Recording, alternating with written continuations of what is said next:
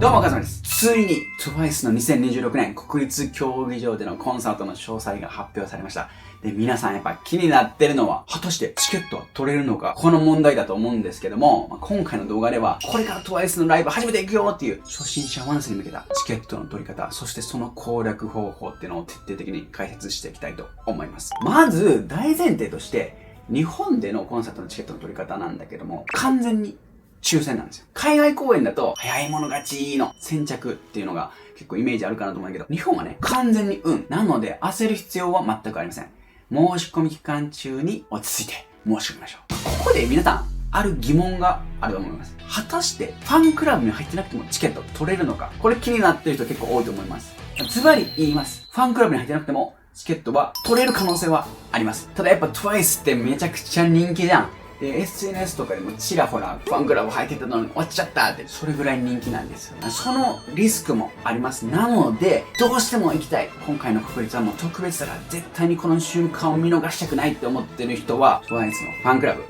そしてファンクラブだけじゃなくてね、ダブル会員になって自名義で申し込むことを強くお勧めします。このファンクラブに関してなんだけど、日本のファンクラブに2種類あります。1個はワンスジャパンって言って、年会費を払うタイプ。これがいわゆる通常のファンクラブ。それとは別に、毎月お金を払うモバイルタイプのファンクラブがあります。この2つに加入して初めてダブル会員っていうのになるんだけども、ダブル会員になるメリットを言っておきたいと思います。普通のファンクラブだけ、もしくはモバイル会員だけ、この人たちに比べてダブル会員になってると、1段階早い段階から申し込むことができます。そして、仮にここで落ちても、もう一個後のパートでもう一回申し込めるから、この二つのグループよりも実質的に抽選回数が一回増えます。だから、どうせファンクラブ入るんやったら、もうダブル会員になることを強くお勧めします。ここで海外在住のワンスにも必見の情報なんだけども、海外在住でもこのダブル会員になれるみたいです。枠としては海外在住のワンスのフェーズもあるんだけども、一個前のダブル会員から申し込むから、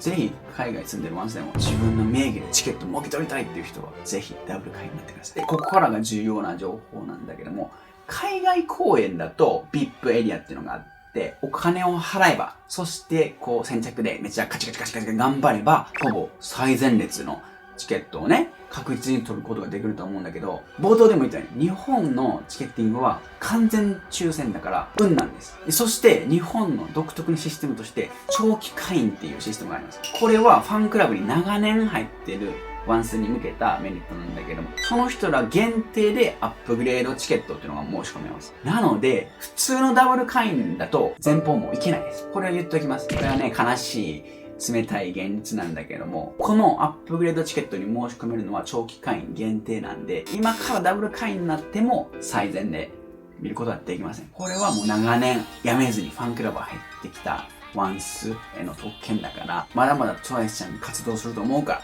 これから長期会員目指してファンクラブ継続してください。で、ここからがこの動画の一番の見どころなんだけども、どうしても自名義でチケット当てたいって思ってる人多いよね。ほぼ 90% の確率でチケット当たる攻略を教えたいと思います。これはズバリ、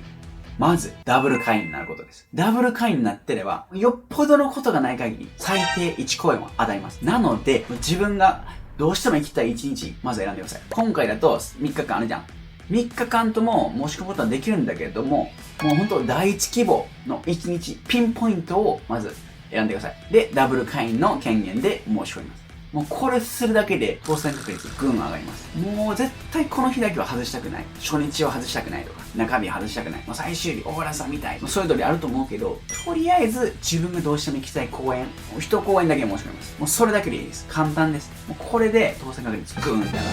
る。で、ここで問題が発生するよね。どうしても2公演、3公演行きたいっていう人おると思う。俺も行きたい。でも、そこは欲張らずに、とりあえず自名義では1公演だけ申し込みます。で、2公演、3公演行きたい人は仲間を探してください。ダブル会員の友達に自分が申し込んだスケジュールと別のスケジュールを第一希望で申し込んでもらいます。そうすることによっても、それぞれ A さん、B さん、C さんが第一希望で土曜日、日曜日、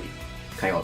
日、て、分けることによって、3人がね、第一希望で当選するわけです。これ意外ともうシンプルなんだけども、今からダブル会員になる人は、これが確実かつ全通への道だと思うから、ぜひ実践してみてください。で、ここからはチケット当選した後の話なんだけども、よっしゃ、チケットゲットしました。そしてお金も払いました。無事に権利獲得しました。次に発生する問題が、自分の座席はいつ分かるか問題なんだけども、ライブの2、3日前まで分かりません。なので結構ハラハラするよね、直前まで。自分がどこのエリアに行けるのか、アリーナなのか、スタンドなのか、そういった情報は2、3日前まで分からないです。なので皆さんね、結構毎回ハラハラドキドキして、当日を迎えることになるんだけれども、海外から参戦する予定の人も、これチケットゲットできてるんかなって不安に思うかもしれないですけど、直前まで座席情報わからないので、それは日本のチケットのシステムということを理解しておいてもらえれば、ちょっと不安は減るかなと思います。で、これも日本独特のシステムなんだけども、リセールっていうのがあります。チケットの抽選で自名義で申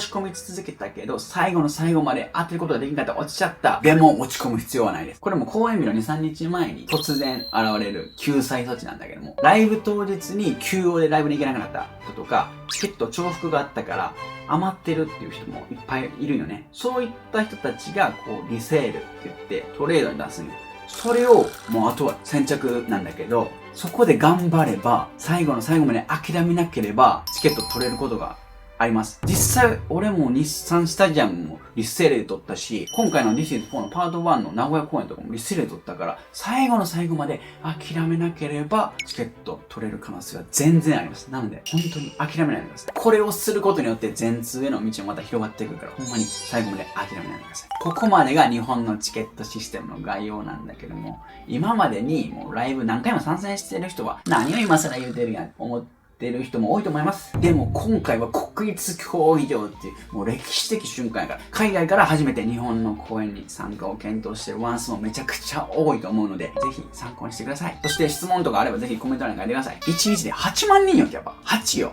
かける3よ。24万人。もう世界中のワンスでほんとトワイスのこの歴史的感動の瞬間を共有したいと俺はほんまに心の底から思ってるから、ぜひ皆さんでトワイスと一緒に日本を熱くできればなと思います。はい、というわけで今後もアップデートあればこのチャンネルで引き続き更新していくので、ぜひともよろしくお願いします。それではまた次の動画でお会いしましょう。